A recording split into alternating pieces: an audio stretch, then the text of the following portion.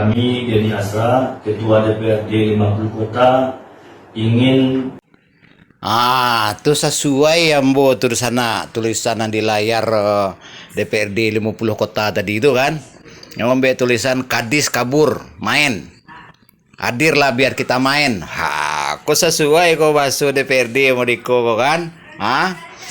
Anyo Kadis Kepala Dinas Pendidikan kok. Yo. Kepala Dinas Pariwisata. Baik kalau ambo majak masing-masing DPRD itu main. Sekalian DPRD majak Kadis Kepala Dinas Pendidikan main. Ambo ajak lo seluruh 19 kota 19 kabupaten itu DPRD itu main. Kalau mengenai pendidikan ke sana lah. Kok di Minang tuh banyak sejarah nan abu-abu beredar. Yo, kok versi Pariaman kok.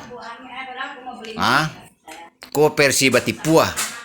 Kok ndak berjadian kurikulum kalau memang yo bana sejarahnya beredar tuh sana.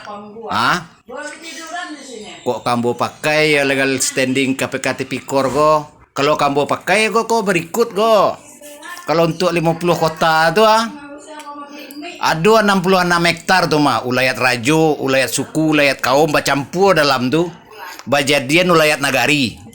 Lo pertanggung jawabannya bupati, wakil bupati, wali kota tuh, Baru sana tuh. Ya kalau main kan datang tanggung di sana.